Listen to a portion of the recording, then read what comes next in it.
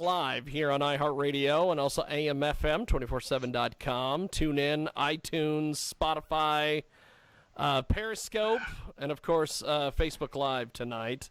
And this has kind of become a tradition during the old COVID-19. We have been bringing on professional wrestlers each and every week, whether we had all sorts of different people. But a couple weeks ago, we had our guest tonight sort of troll another one of our guests in the comments. No way. No. And so I'm like, okay, well, I've got to have Outlaw on. And then after I got a hold of Outlaw, Mr. McMichaels got a hold of me and said, I'm coming on too. So I've got both of them tonight. And you guys, before we got on, Mosier pointed out you guys coordinated your cigars, which is great. Well, I mean, we're always smoking cigars. I do like Outlaw. I like Outlaw's background. Enjoy the Tell me about your background there, Mr. Outlaw. Well, I'm actually in my altar room. That's awesome. For those who don't know that about me, I'm an Odinist, and so I can't really show you my altar setup, but the setup behind me is my lady's altar setup. We're both pagans. Hey, that's pretty cool. I have talked to more people on Skype during this lockdown that have really cool backgrounds. So I'm glad that we've got you there. And then Mr. Merrick. Mr. Merrick looks like he's hanging outside somebody's house. Apparently somebody outside my house. Oh, okay. I thought maybe someone owed you money, so you were going to go get it after the interview. My palatial estate. Well, I want to start first with Outlaw. One of the things that... Oh, look at that. Oh, cool. Holy smokes. You got a heck of a setup there, sir. Good God. Oh, my God. Holy smokes. Oh, I love it. I love the battle mace there. That is awesome. Yeah, there ain't nobody breaking into his house. That ain't going on. Dude, I'd be scared to knock on his door and if invited me. Well, that too. So, hey, I'm outside. Why don't you knock? I'm kind of scared to, dude.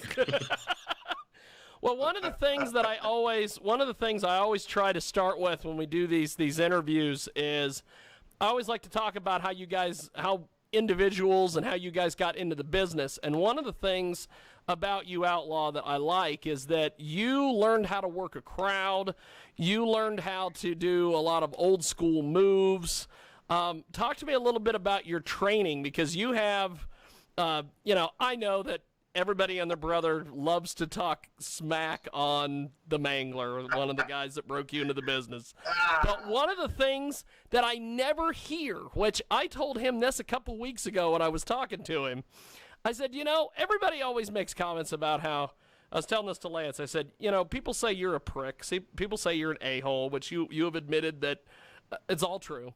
But nobody ever talks crap on the guy's training, because he's trained a hell of a lot of great guys, including yourself. Tell me about just the training part of it.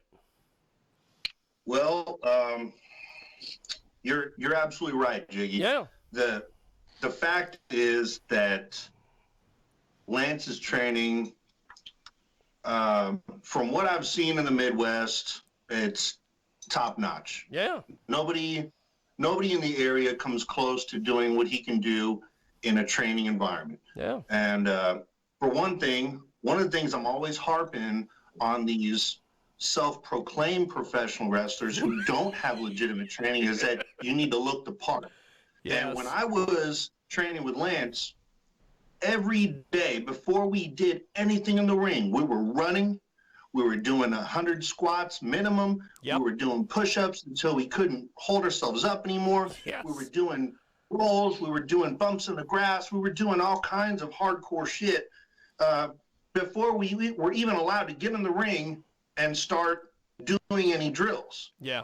And that was every single time we trained. I mean, it was honestly, you know, learning actual wrestling moves, it was like months, Yeah. months of cardio and conditioning before we even learned how to do a headlock takeover. Yeah. You know, and so it made me respect the process that much more. And so then when I started seeing some of these other self-proclaimed trainers trying to open up their own schools and try to charge people ridiculous amounts of money for training that they're not qualified to give, I'm like, what is this? This is not going to do it for me. Sorry. Oh no, you're No, you're completely give you a little correct on background. that, brother. I was in the Army for 8 years, went through basic training, thought that was tough. Yeah. Then after I decided to start turning my life around with fitness, I did Insanity for a couple rounds. I thought that was tough. Then I went to Lance's school, and that was the toughest thing I've done, Yeah. cardio and conditioning wise. Yeah. You know. Well, the one thing that I like about you that, as I've told you this on many occasions when I see you, is that you're still doing old school moves. You're not doing the latest flips and all the craziness. You'll do something like a sidewalk slam, and it'll get the biggest reaction the entire night. I think that's really cool. About it, people aren't seeing that stuff anymore. So when they see something they haven't seen in a while, it could be as simple as a sleeper hold. But while everybody else is trying to coordinate how many times they're going to jump out of the ring or how many times they're going to do some high spot, I'm over here going, well, I'm going to bust out a Samoan and drop because no one's done it tonight. Yeah. Why not? It's safe. I know that I'm going to protect the guy I'm working, but at the same time, I know it's going to look good, and I know the crowd's going to pop. Well, that's the biggest thing. What I love about when I watch you, Outlaw, is when you do stuff, you're not super fancy, but everything you do looks good, and it creates an impact of some sort. Yeah. I mean, even if you're not killing them, it looks like that, side slam freaking just broke their back in half, or that body slam, made them poop out a kidney or something. Everything you do looks good. It looks impactful. That's what I love about watching you. That's something else I had to give Lance credit for, is that one of the reasons why it took me so long to learn everything is because I couldn't move on till what he taught me was crisp. Yeah. And I got so sick of hearing the word crisp come out of his mouth. But every move he taught us had to be crisp before we can move on, because that way it became instinct. Yes. That way I could get in a match and without overthinking and shoot myself in the foot, I could go out there, I could put on a 5-minute match, a 30-minute match, a 60-minute match, and everything I did would be crisp. That's awesome. We have got Outlaw with us today. We've also got Mr. Merrick McMichaels. And so talk to us, Merrick, about how you got into doing wrestling, how you got into this crazy thing we're all obsessed with. Well, I've always been a fan of wrestling. I think we all have since we were kids. Yeah. Since probably I was in junior high. I've been in the I guess you would say entertainment industry in some fashion or another. Not many people know this about me, but I actually started off in the entertainment industry as a professional magician. Did that that's great. all the way up. I actually knew that. Did that all the way up through college. I'd say I was pretty good at it, but I know there are people that are a lot better than me. But got a world class college education through Full Sail University out of Orlando, and for creative writing, and really just started to think about what I wanted to do with that. How I wanted to apply my creative writing education, and I fell in love with pro wrestling. Yeah. Got started out in the independents as a manager with, dare we say his name? Hey, we're saying a bunch of names tonight of people that. I guess we'll name drop the guy, Flex Reed over at World Wrestling Express. Oh jeez. And then Flex. Hey, there's worse people, okay? There are worse there people, are. and we'll probably get to them. Working with Flex taught me a lot about how I needed to work the crowd to get the heat I needed to get, because we all knew Flex wasn't trying to get any heat, yet somehow I had to get him over as a heel every single night while he's out there slapping hands and kissing babies. Yet I didn't understand it, but that's where I met Dan Adams. That's where I met you, John. And Dan really kind of took me under his wing and started bouncing ideas off of me. I started giving him some of my ideas. And Yeah, he always works good that way. Yeah, and I think he kind of figured out something real quick with me. Like, hey, this kid's got some good ideas, and so he just took me under his wing and asked me to help him start booking some of this stuff. And before I knew it, I was booking everything with Dan. And then fast forward a little bit, working with XWE in Salina. Had a couple of old friends that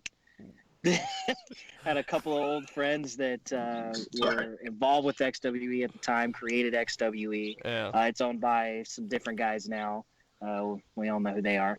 And then stepped away from the business for a little bit, came back, and now we're off and running with Kansas Wrestling Revolution, and we're having the time of our lives. I mean, I think KWR is definitely something different from a lot of what you see in Kansas wrestling. I'm not going to knock Kansas wrestling. I think there are some great Kansas wrestling federations out there. But a lot of it is the same kind of thing of what you see. It's very PG. It's very family friendly entertainment. Yes. And so that market's already cornered, so why would we try and do something that somebody else already has cornered? So when you come to a KWR show, when you watch KWR on Independent Wrestling TV or on Facebook, it's edgier. I mean, our heavyweight champion is Joey Ryan. The way you guys produce a television show, I think, is great. I've told you guys. I love your commentator. Yeah. Oh, Pat Strothman. He is good.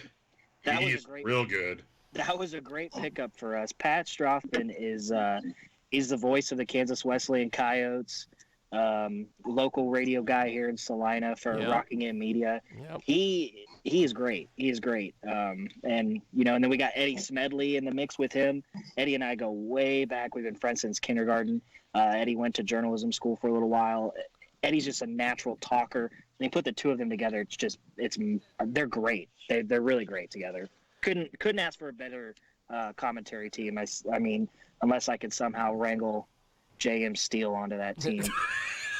I'd be good for some colorful remarks here and there. So Outlaw, talk to me about some of the different places you've wrestled, because you have wrestled a lot of different places over your time. There was a while there that I was taking every opportunity I could, and it's something I definitely recommend anybody who's just getting their feet wet in the business do. Take every opportunity, even if it doesn't pay you anything, even if it's costing you more to go, you should do it. And that's what I was doing. So I spent a lot of time with Imperial Wrestling Revolution, which turned into World Class Revolution. And I wrestled for some other random indie promotions through Texas, Oklahoma, Arkansas, Iowa. And, I had every intention to just hit all 50 states. And, just got to the point where my shoot life started demanding more of my time. And so rather than trying to seek a career in it, I enjoy beating the hell out of people for fun now. And, so in my spare time, I like to go to Kansas Wrestling Revolution because it's a good group of guys. And the one thing that I will say about Mr. Merrick McMichaels here, he made the comment about, you know, the other Kansas wrestling organizations. And the one thing that separates KWR from everything else that I've experienced in the Kansas wrestling scene is the storytelling. Yes. There is, you know, there's substance to the matches. There's a reason why things are happening, as opposed to the other companies where it's just, oh, these guys are fighting tonight, but why? What's their motivation? Oh yeah. What yeah. did he do? Random There's nothing. indie show B. You would just throw people together. So It's like, yeah. who's here tonight? Who do we got? Yeah. You and So- you. So when he's saying, you know, that we're having the time of our lives, I sure as hell am too. I mean, I show up and I know that there's a perfectly good reason for why I'm there that night and what I'm about to do. And I'm 100% behind it all the way. I think that's awesome.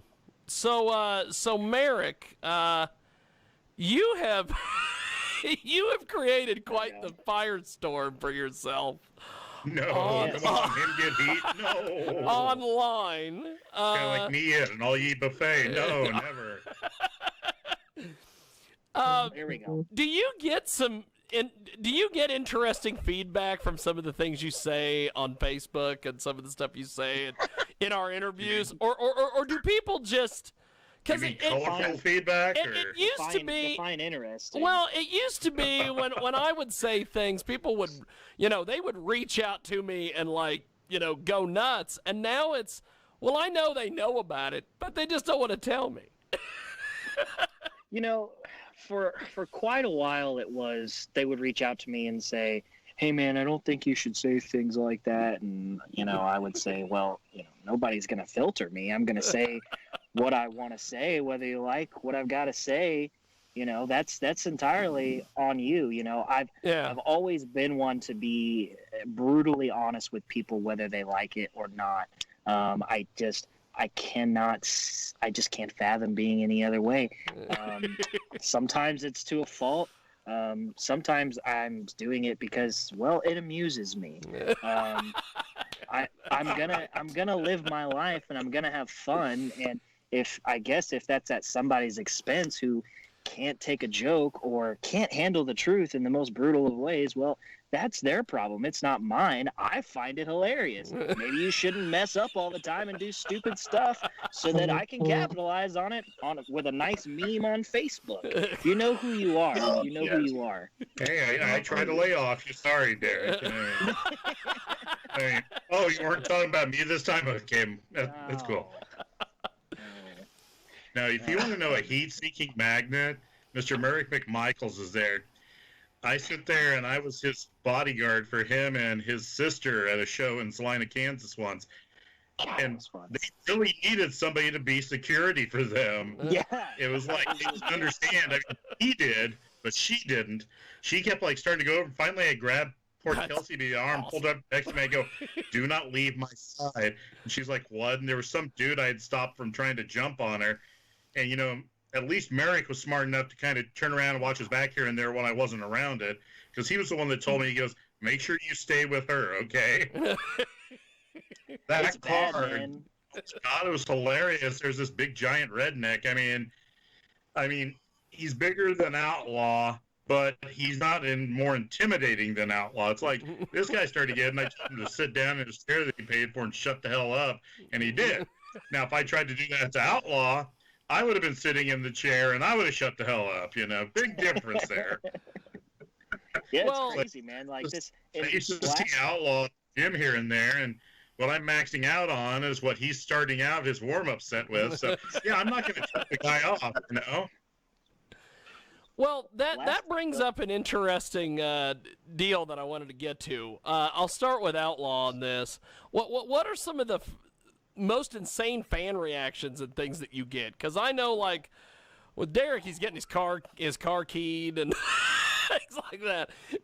Do people screw with you at all, or do they just go, no, he looks like a goddamn Viking? Yeah, well, most of the time, people will run their mouths until I'm within arm's reach, and then they don't have anything to say. I think the craziest fan reaction I've gotten was, I can't remember the show, but it was in Salina, and I was in the ring with the 1% after defeating some old guy who couldn't wrestle, and Take it easy on me. and people started throwing trash in the ring, and I was like, oh wow, like I felt like I'd accomplished something, you know. I was proud of that. I wasn't even mad about it. I was like, keep it coming, just don't hit me with anything.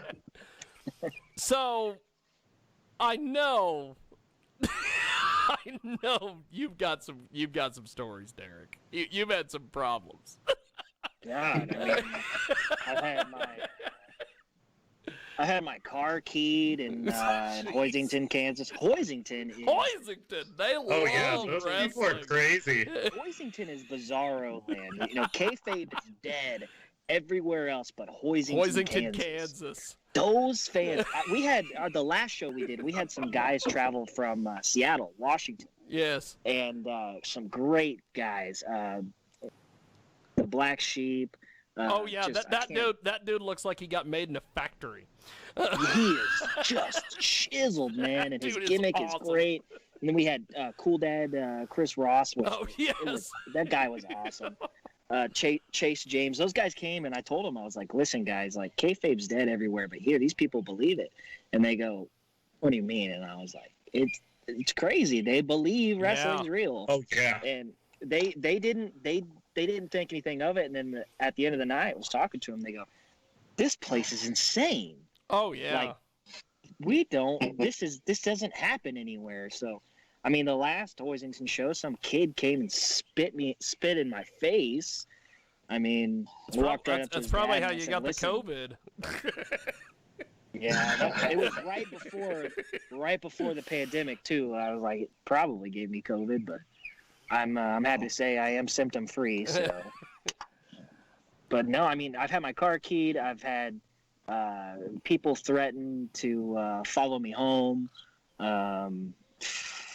It got so bad in Larned, Kansas. I started parking my car like 3 blocks away because I didn't want people to know what my car looked like. Because I didn't want my tires slashed or my car keyed. I didn't want stuff. I didn't want my stuff messed with anymore. But yeah, man, wrestling fans are crazy, man.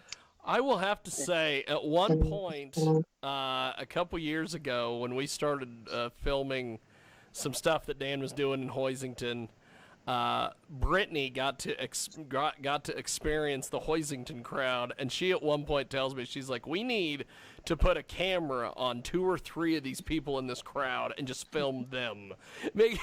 Yes. Because they have some characters there.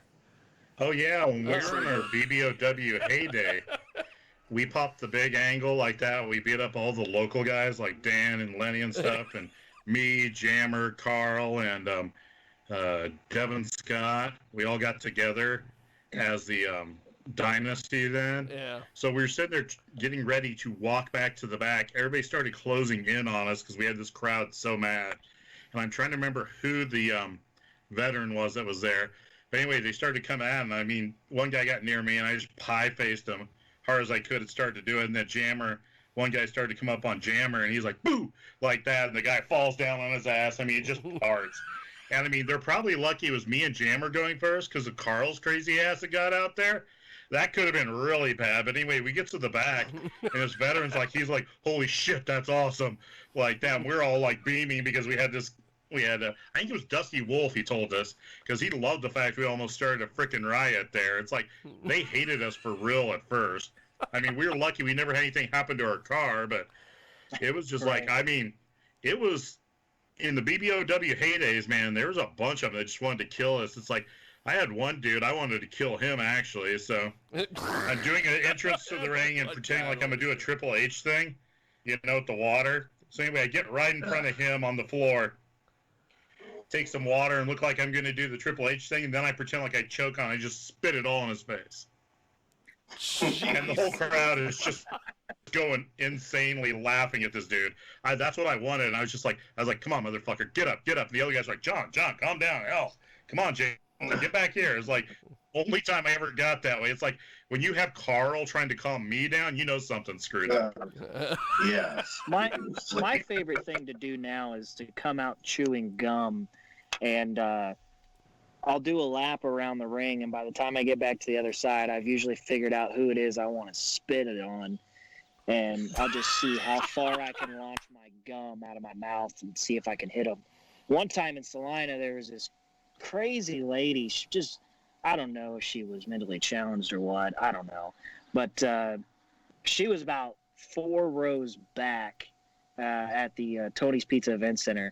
And I launched my gum and it hit her right between the eyes, bounced off her forehead, and went right down into her popcorn. That was the best. He had a foul-mouthed old lady at a show. It turned out it was the referee's mother, and I mean, she was just a piece of crap. But anyway, she just just going off, talking as foul as she could. Finally, I tapped Carl on the shoulder. I was like, dude, watch this. He's like, what? I go, just watch this. Anyway, she starts yelling again. I go over to the ropes and look, and I go, Mom, will you quit it? You're embarrassing me. All of a sudden, the whole crowd's like, that's your son? She's like, like that. It was hilarious. Because later on in that match, she's sitting there yelling at Carl this time. Well, anyway, we were doing a ref bump with her son, and she's like, you better not do that again. That's my boy. And Carl goes, this is your kid? She's like, yeah. So we both start stomping on him, okay? And we were like, are you sure this is your kid? She says it again, so we stomp on him some more. And he's like face down in the mat, turning beet red, crying because he's laughing so hard at what we're doing. Finally, the third time we asked her, we go, are you sure this is your kid? She goes, no, he's not. Like that. I mean, it took like 5 minutes for the ref to get himself composed so we could go back to doing stuff. But it was just like, we would do wild shit like that trying to get people inside it. And it's like, when Mr. Merrick McMichaels gets out there, holy crud. He's kind of like, I mean, we talked a lot and everything. And it's like, what show was it that we both showed up there and they're like, hey, can you guys book the show? We've got to worry about something else. Was that in Larned or was that in Russell? No, that was Larned. Sabu was on. That was Larned. It was the one Sabu was on, and he showed up all filled up. All right. Yeah, yeah. we decided Dan to put looks a at tag me match that night. and Merrick, and he goes, can you guys just book the rest of the show? He goes, I've got this match here. He goes, I just need it. And we're just like, okay. Like that, we go, give us the card. We went around and told everybody they actually did it. And it actually went really, really smooth, really, really good. It's like, but it was kind of funny how Dan just looked at both of us and he's like, hey, can you just book the rest of the show? I'm like, okay. Sure. Yeah, it's like, it's 20 minutes before bell time. Yeah, sure, we'll do that. So, yeah, go ahead. Sabu was there that night, and we didn't know what to do with him. See, he was pissed because we had decided we were going to turn him heel in front of the crowd, and he goes, it's not going to work. It's not going to work. And all we had to do was have him hug me. He hugged me, and he didn't sell any merchandise that night. And he was pissed. That's fantastic. We have got 2 great guests with us tonight. Merrick McMichaels, The Outlaw. They're from Kansas Wrestling Revolution. Find Kansas Wrestling Revolution on Facebook. Outlaw, talk to me about your look over the years. Some of the... Because I remember when I first started seeing you wrestle, and now you've got a little bit of a different look than you used to. You're still, the Outlaw, but talk to me about how your look has kind of changed, and you've added a ballet now, and all these different things. Well, when I was still training at Lance's school, one of the things that he always said was your character should be an extension of yourself. An exaggerated extension of yourself. And at the time, I was the president of a motorcycle club. So I was always showing up to training on my Harley, wearing my cut. I had my gym bag strapped to the fender. And so it just became that. I was an outlaw biker, and so I was the Outlaw. And for a while there, I was going out to the ring wearing a vest and doing that whole thing. And over the years, it's like I've evolved with the times, if you will, you know. And one of the things that I always loved about 80s and 90s wrestling was that you had these larger than life characters. Yep. You know, Yep. and that's something you don't see too much of right now. You see a lot of guys just ordering some trunks online and ordering some boots and going out there and you're not being memorable. And so, you know, with my spiritual status as an Odinist, I started incorporating that into my character. And, you know, an outlaw in the Viking Age was usually somebody who killed someone else without reason. Yeah. You know, as long as you had a good reason and you killed somebody, then all was forgiven and you can go about your day. But if you killed someone and they deemed it unjust or dishonorable, then you were an outlaw and you were cast out. You were sent to exile. Yeah. And so that's kind of where I'm at now, is that I don't care about pleasing anybody but myself. I do for me what benefits me, no matter who I hurt in the process. And the only thing that I fear are the gods. That's It cool. is what it is. That's cool. So, what motivated you to get the ballet, or did the ballet motivate you to be a valet, or what? How did you add the manager to your mix there? Well, it was just really smart on my part as a heel and especially as a champion, because I've got someone in my corner to have my back when the rest of the 1% doesn't. That's awesome. And so it works out. It works out for me. And, you know, a lot of times people look at Trixie and they go, oh, you know, she's just a pretty face. But I'll tell you what, that woman she's in the gym with me, matching most of the stuff that most of my working weight that I'm doing reps on. She's doing the same thing. She's doing the same exercises I'm doing. She's keeping her right up with me. And I've seen her knock grown men out in our shoot lives. And so I don't have a doubt about what she's capable of. And so what better person to have in my corner than somebody who is a looker who can throw down. She's an absolute hoss. I'll tell you that right now. Trixie it was an absolute no-brainer to have her involved with the 1%. I mean, she's a looker, but she's also, I mean, she's just a physical athlete. She's a hoss. When she decides to step in the ring as a competitor and a performer, an in-ring performer, she's going to light the Kansas wrestling world on fire in terms of the women's division, because, I mean, she's one hell of an athlete. So I suspect that day is going to come very, very soon. So, and I think I'd go as far as to say that she's definitely more athletic than some of the women's division I've seen in the Midwest. That's an understatement. So she's probably more athletic than some of the men. That's in the Midwest. that too. Definitely. So, okay, Outlaw has changed his look over the years, but the Merrick McMichaels look has never really changed. But you've never needed to. He didn't have that to begin with. Talk to me. He doesn't have the baby face look anymore. Well, that too. He doesn't have the baby face, but I mean, the only thing he does that really makes him a true heel is he drinks White Claw. I mean, jeez. Hey, you gotta pay any male that does that. Don't knock White Claw, official sponsor of the 1%.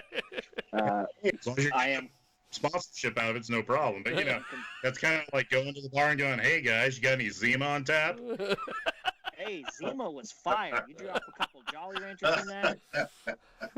Zima was fire, man. It took you like 37 of them to get a buzz started at all. Zima, if you're making a comeback and you want to sponsor us, get at me. So, okay, on with Outlaw, his look has changed over the years. Now, the Merrick McMichaels look hasn't changed much. Is that done by design? Well, I mean, little subtle changes here and there. I think the character of Merrick McMichaels has evolved. When the character first was developed, he was kind of a spoiled rich kid, kind of a self-made Wall Street tycoon. I was inspired by Gordon Gekko. Greed is good. As I took a step away from wrestling and kind of came back, and we developed KWR. I thought the character needed to be more edgy. In my personal life, obviously, I grew out the beard a little bit, a little more rugged. I'm starting to gray now, so I can't be the spoiled rich kid.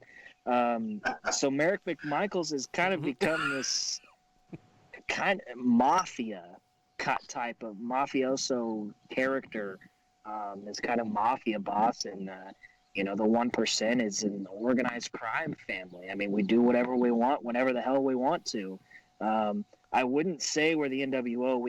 We get compared to the NWO a lot, but I think that any large faction always gets compared to the NWO. What I like about the 1%, when you look at us, it's very different characters. Yes. They're very different. None of us are alike in any kind of type of way. I mean, you've got the Outlaw, who's just this large Viking that just beats the piss out of people. Yes. You've got Trixie on his arm, who's ready to just beat the piss out of somebody that comes near her. And then you've got, the monster Havoc, who's just this mindless monster who jumps off the top rope like Kane and clotheslines people. Yeah. Colt Kilbane, who, I mean, the guy oozes personality. He's oozing personality. He's one hell of an up and coming talent. I'm proud that we have him in KWR. I don't think he's going to be around for very long for us to be able to have him in the KWR. But he's fantastic. You got Prince Mahali, who looks vastly different than any of us. Yeah. And then you've got King Money, whose gimmick has very much. Oh yeah, over the years. yeah. His has went in all sorts of different directions. This gimmick that he's got now is just, I mean, he's like the short white Biggie Smalls. I mean, with the white fur coat. And, that's awesome. Instead of King Mo, he's King Low. Yeah. He likes it when you call him Little Papa. Now that dude, I mean, I will give him all the credit in the world. For his size, that kid does some insane crap, and he takes some insane punishment in the ring. I have never seen anybody take the kind of punishment he does and then get back up. And there's like one time, I forgot who did it, but he took like a super kick or something. You could see his eyes roll in the back of his head. He was on autopilot, but he still got back up. And he took some brutal stuff in that match. I was just like, holy crap. We did a show in Nebraska. Worst idea I ever had. We decided to do two shows in the same night. We did an earlier afternoon matinee, and then after that we did like a 18 and over show. Was that the one that Kenny Zombie Jones was the hero of? Yes, I hear that constantly out Joe of him. Kello picking on the poor dude. So. Good God. Wait, every show we have to whack Kenny with a stick. That was our. We do. We did this event, and it's in the first match or the first show. Money dislocates his shoulder, and he's got to wrestle in the second show. So he dislocates his shoulder, goes to the back, grabs the Chainsaw King, and says, "Pop it back in." Chainsaw King looks at him and goes, Jesus. "Are you serious?" He goes, "Yeah." Chainsaw King grabs his arm, pops it back in. He goes, "All right." And he walks back out there and finishes the match, this tag match that he was in. Then, later on in the night, he wrestles again with and he just dislocated his shoulder, had it pop back into place. The guy is insane. Something Oh, else. yeah. He's my shit show friend. Everyone's got one, and if you don't have one, you're it. I'm Jiggy's. Yeah. So Outlaw, watching some of the different wrestlers, not just in Kansas, but in the Midwest, I guess, Nebraska, Oklahoma, things like that. Who do you think is going to be kind of a breakout star coming up? Just from some of the different places you've been and some of the different people you've seen. Just to kind of piggyback off of what Merrick said a minute ago, Murder Man, that kid is really talented, very athletic, definitely has a lot of personality. I see him doing all kinds of great things in this business. Yeah. I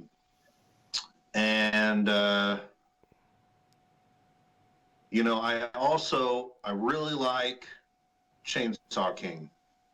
That guy, man, I mean, he impresses you and creeps you out at the same time. I mean, that's pretty awesome.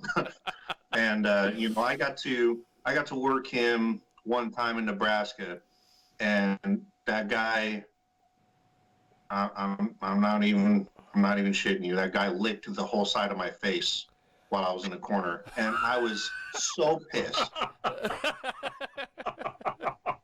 I was so pissed. On one hand, I'm like, oh, and on the other hand, I'm like, this guy had the balls to do that to me? Props. That's awesome. So, and you can answer this however you would like, Merrick. Okay. I'll just throw this out there. I'm gonna take my gloves off. So, But who are some of the guys that, if you had your choice that you could just bring into KWR from some of the different places, either in Kansas or wherever, or do you pretty much have everybody you need? Well, here's the thing that, we talk about how KWR is so much different from everybody else. Yeah. Part of it's by design, part of it's out of necessity. Our roster is completely different from every other roster in Kansas. You see a lot of the same guys wrestling for all the different companies in Kansas because they've created this network where, their guys can work, every weekend out of the month. And, that's great, but it also kind of limits them in certain ways. I'm not going to get into that. That's a 3-hour conversation. So, we bring in guys from, like I said, all over. We've got some guys here in Kansas. Liam Knox is a great Kansas talent that nobody utilizes, trained by Lance Storm. Outlaw was just sitting at home, and he was a wasted talent. The guy is phenomenal, and nobody was using him. And I think that's partially his. That was him too. He didn't want to work for anybody that wasn't going to use him right. Yeah. Absolutely. Well, he's trying to protect his gimmick. Yeah. We've got all these guys We've got all these guys out of Oklahoma, KJ Everly, Thrash, some great young kids that are really hungry. Got some guys out of Texas. Christopher Hayden is a great guy, big guy. Our tag team champions, the Buddy System. No tag team in Kansas like them. No one's ever seen a tag team quite like them in Kansas. They're hilarious, but they're great athletes. So we just brought in Duke Cornell out of Nebraska. Nobody was using him in Kansas. Duke is phenomenal. Oh, yeah. Duke Did you ever look up his stuff that I told you to back when him and Brian Gott were a tag team? Those guys were, oh my God, I got to see them when they were first starting out. Then I seen them like 2 years later, and they had so much advanced. Then they advanced even more. Okay, one guy I want to bring up to you guys. What do you think? I think the kid out of Oklahoma, Chandler Hopkins, I think he's going to be a big star quicker than later. I think he's going to be in one of the bigger promotions if he wants to be. If he wants let to me be. just say this about Chandler, because I worked with him for a while when I was in World Class. Well, when I was with Imperial before they became World Class. Yeah. And the guy's a tremendous athlete. He's a natural baby face. He can definitely win the hearts of any crowd he works in front of, but he needs to be a little bit more humble, I think. I think that's the if he could just be a little bit more humble, I think that he could accomplish so much more. Great guy. Yeah. And back, I want to answer your question, Jiggy. You asked me if there's any guy from Kansas. I guess that's where you're getting at. Yes. Kansas wrestling that I could take. Yeah. Really, I like our roster. I like how different we are, but I've always said there's one guy that I just want to work with him again. I've always loved working with him. Everybody's known since the very beginning. He's been my boy, and that's Chris Vale. That's awesome. And That's awesome.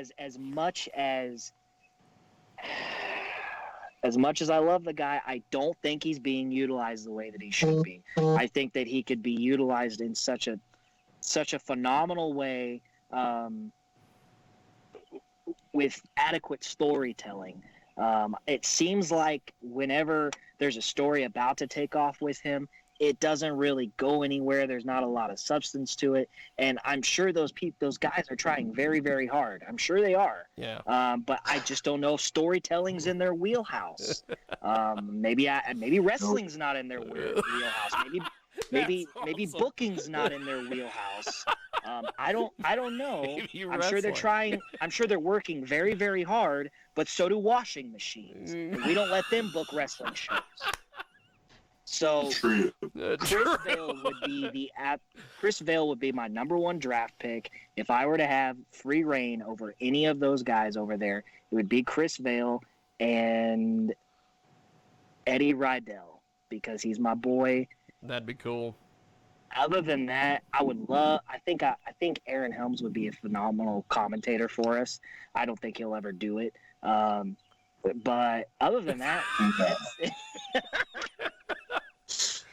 I've heard some of Helms's and Mosier's stuff. It's entertaining. He's great. He is great on commentary. I'll tell you that. The only thing He's I will good on say about Aaron is he overdoes it. That's the only thing that drives me nuts. It's like he tries to be Joey Styles and everybody all wrapped up in one every time. It's like if Outlaw got an arm lock on somebody, like, oh my God, he's gonna break his arm. It's like if he tones it down a little, he'd be excellent. But that's the reason I don't do much commentary. Not because he's a bad guy, because he's a great kid, but he overdoes it.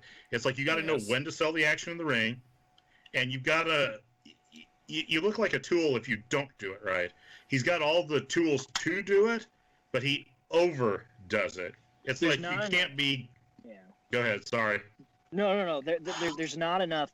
I feel like what's lacking in commentary for other Kansas promotions, and I'm not knocking anybody, but there's not enough backstory given on these people's characters, because if these people are watching your product for the very first time on YouTube or Facebook, they don't know who these guys are. It is your job as the commentator, when they're making their entrance, or even just during rest holds, that's your opportunity to tell the audience what is going on right now. Why is this person wrestling this person? Yes. Who this guy is? What his character is about? Is he a bad guy? Is he a good guy? Tell these things about him. And maybe that's not a commentary problem. Maybe again, that's symptomatic of a booking issue, that maybe these guys don't have a backstory. Maybe there is no storytelling involved in the matchup. I don't know, but if you don't give them a reason to watch the match, well, then rest holds are boring. Absolutely. Absolutely. And you know, just to go along with what you're saying, you know, two of the things I feel are the biggest contributors to character development are promos and commentary. And if you don't have commentary helping you develop your character to the crowd, or at least to the viewers on YouTube or on, you know, IWTV, then you got to be handed a microphone once in a while so that you can build your character on your own. And that's something I experienced in several companies I worked with, that I was never allowed to have a voice. I never got handed off the mic, and I guarantee you, if they did hand me that microphone, I would have owned that entire crowd, and everybody would have known without a shadow of a doubt when I was there and why I was there, and what I intended to do while I was there, and where I was going to do it, when I was going to do it, and how I was going to do it, because that's what you're supposed to do. But they only give their boys the microphone, you know, and that's so frustrating. There's a lot of talent out there that's not being utilized. Well, when I was trying to do commentary, I was trying to be humorous to keep people interested. I tried to explain holds and what they did, but people didn't sit there and go along with it. Like, I'd throw something to them to expound upon, and it'd be all like, oh my gosh, you know, he's tougher than a $2 steak or something. It's like, okay, why the hell did you say that or something? It's like, I got Helms going once really good. He sits there and goes, oh, I threw a back elbow. And I go, why do you call it a back elbow? And he's like, what? Why do you call it a back elbow? I go, the elbow's on the back of your arm, so it's just an elbow. I go, you can't throw a front elbow. That's called a clothesline. I go, why do you guys say that? And he was just like, well, you know, and I was like, do you understand? Like that. And it was just kind of like, I had him speechless, you know, but like I say, the kid's got all the talent in it, but you know, I try to be serious here and there. I try to tell a story with the people, but nobody would sit there and go along with it. You know, so I tried to be humorous to get something going, you know, so somebody would be entertained by it. It's like I wasn't trying to put myself over because I really didn't care. I mean, if I want to get over, I can get over. It's pretty damn easy most of the time. All I got to do is make fun of somebody's kid in the audience, and I'll have everybody in the building booing me. Well, I think maybe the reason they don't go along with it is I think that maybe storytelling, backstory in general is a foreign concept to them. You know, all they know is, I'm going to wrestle this guy, you know, or all they know is how cool can I look during my entrance, you know, and hey, I'm not going to knock that because at KWR, we have some of the biggest, craziest entrances you'll ever see in independent wrestling. We drive out in Jeeps. We have pyro. Like, who the hell does that stuff in indie wrestling?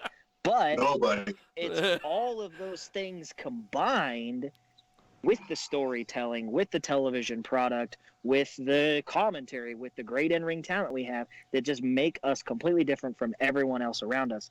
You know, and like I've said since the very beginning, you know, we're not trying to take away fans from any wrestling promotion in Kansas. That's not our goal. We are offering something completely different than any other wrestling promotion is. If those fans decide to stop watching their product and watch only ours, well, okay, fine.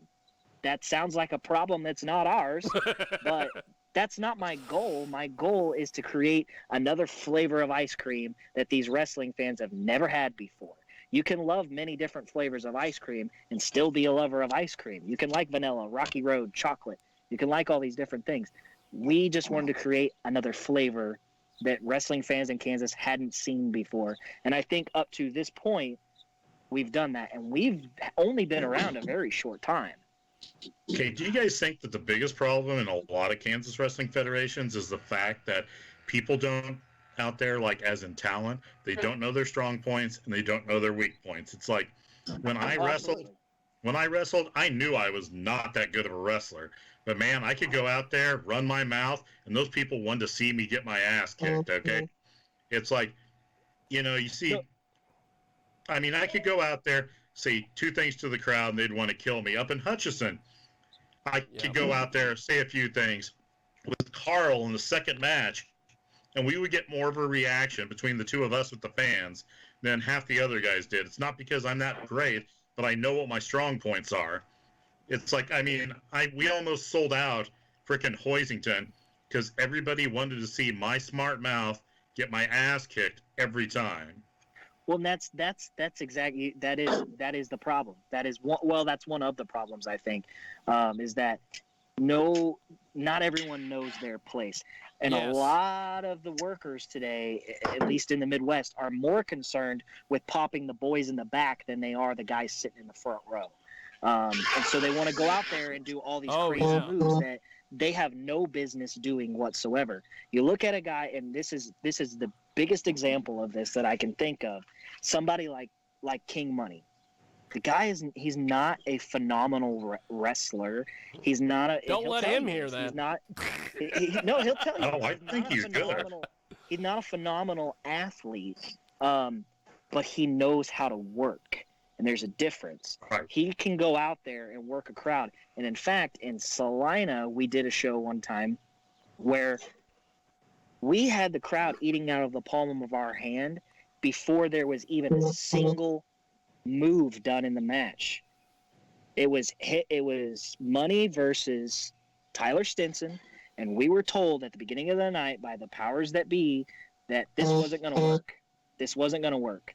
And Money would go to lock up, and he'd duck out of the way. He rolled out of the ring. Him and I talked strategy a little bit. He got back in, went to lock up, rolled out of the ring. Same thing. He did about 4 or 5 times to the point where the crowd was just chomping at the bit. He gets in the ring. Boom. Tyler hits him with a Superman punch. 1, 2, 3. That was the match, and it was the loudest reaction of the entire night. Possibly loudest reaction of the past 5 shows we had. And no one could understand why. It's because, well, we worked the crowd. We told a story in the 5 minutes we were given. And the story was King Money was scared, and then he got his ass kicked really quick. And the crowd Pretty went simple. Nuts. The crowd went nuts. Steel 101. There's not enough guys that understand that. They just don't understand that. They don't understand what their weaknesses are. They don't understand what their strengths are. And that's a shame, because some of these guys, there's some of their strengths, if utilized properly, they could be phenomenal. I see a lot of workers in Kansas wrestling, and I use the term worker lightly, but they could be fantastic ringside managers. And, I mean, I'm not the expert on this or anything, on what a good ringside manager is, but I see a lot of guys that just want to be wrestlers that could be great as a ringside manager if given that direction and told, hey, here's your strength, play to it. There's a reason that I don't wrestle, because I would be terrible. You'd be too sexy in tights, Merrick. I mean, come on. We know it. You have everyone in that place trying to get you. I mean, damn, look at that man in those tights. Oh, ooh, God. Look at those thighs. Those look like those came off a fine-looking chicken someplace. He's got the thighs of a middle-aged soccer mom. Exactly. I'm gonna call him Karen. Well, you're absolutely Sorry, right, make John. this movie. You're absolutely right, John. The guys don't know what their strengths and weaknesses are. No one's telling them no one's giving them any guidance. You know what would help is if they went to wrestling school. Well, that too. It's true. It's true. Then you'll have a professional with credentials, and I say credentials because you don't just go to any school with some Joe Blow who went to a seminar one time and thinks he's a trainer. I'm talking about a trainer with credentials. You go to their school, and they will tell you in training whether you're going to be a good wrestler or if you should just be a ref or if you should be a manager. They'll train you accordingly. There's a reason. There's a reason that Liam Knox is this hidden gem of Kansas wrestling. No one knew anything about him. He moved from Wichita up to Canada to train with Lance Storm for 6 months, came back, and nobody took him seriously because they didn't know him. He wasn't all buddying up and rubbing elbows with the booker And they didn't take him seriously. The guy sent me a message. All he had to say was one thing. I was trained by Lance Storm, and I said, I want to see him work. We put him in the ring. He's freaking great. And now we're developing this storyline and character with him that I think is unlike anything that Kansas wrestling has seen before. So I don't know. I don't know. We're different because we have to be. I guess I'll say that. Well, that's makes awesome. you more marketable. Thank you. Well, as we wrap up here, by the way, this has been fun. I appreciate both you guys doing this. Thank you. This has been very entertaining. I do like the synchronized cigars. I think that's great. So I'll start with Outlaw. Before we wrap up here, how do we find you on social media and buy your merch and do all that? Well, you can buy my merch by coming to shows, because I don't do the online selling merch thing. Come to my show, see what I can do in person. And if you like what you see, I got a merch setup. You can find my t-shirts, you can find my 8x10s, and you can find my 11x16s as well. And I'll even go as far as to scribble something on it with Sharpie. But you got to come and sit your ass in a seat for me to give you anything. And you can find me on Instagram, The Only Real Outlaw. You can find me on Facebook, The Outlaw Midwest Pro Wrestler. That's pretty much it. You can follow me on there, and I post about upcoming shows I've got going on. Hopefully we'll be back in the ring sooner than later. Oh, nice pun. Well, since he went ahead and set you up there, sir, Merrick, what do you have for us, my friend? Well, I mean, since he set me up for it, right now at KWR, we are working on something very exciting, something that, again, isn't being seen by any promotion in Kansas wrestling, and it's something because we have to. The reality of this situation, there's a reason why we're doing this interview over Skype right now. I mean, nobody quite knows when we're going to get back to being able to have live crowds in professional wrestling. Yes. So how do we still entertain fans, wrestling fans, while they're sitting at home? And I think that what we're working on and what we want to present to everyone with the special that we're going to call Back to the Ring is something unlike anything we've ever done before. Matches and segments that are produced very cinematically, and just doing what we do best at KWR, and that's entertaining you by telling you a story. Yes. So be on the lookout for that. Follow us on Facebook and Instagram at Kansas Wrestling Revolution. If you follow my page on Instagram and Facebook, chances are you're going to see a lot of Flex Reed memes. So if that interests you, that's awesome. Then by all means follow me on Facebook and Instagram at Merrick McMichaels. Merchandise, we have a Teespring store for those for our fans that are not in the Kansas area that watch us on IWTV or on Facebook Watch. So find us on Teespring, and that's pretty much it. I think that's great. Well, I look forward to more of these, because this has been fun, just kind of picking your guys' brain and just hearing, from the real guys instead of Outlaw wants to kick my ass in my pink suit, and so this has been fun. John, wrap us up here, my friend. All you gotta say is, I try to keep my piece with everybody, but both these two here, I really, really, really like. It's like, in person, Outlaw couldn't be a better guy. Better than to piss him off, because he's just got that look on his face, but he'll laugh at my bad jokes. He's always been great to me. And Merrick, great kid. First time I met him, he comes up to me and he goes, "Hey," I'm trying to figure out how to get over more with the crowd. I heard you're the one to tell me how to get people to hate me even more.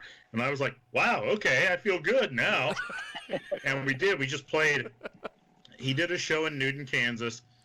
He involved me with it. I loved that part of it. Well, you were there. Geez, God, duh on my part. But he was a great foil. He always knew how to play off of stuff. So, I mean, I would feed him something. He caught it and went with it and everything. So, I mean, it was just really fun. Both these guys actually get it. Thank you. Good stuff. That's a huge compliment. Thank you. Well, you guys are great. I look forward to chatting with you guys soon. Have yourself a good rest of your week. Thanks, guys. Thanks, Jiggy. Guys. Appreciate it. Appreciate it, guys. There they go, Outlaw and Merrick McMichaels and Mr. John Mosier.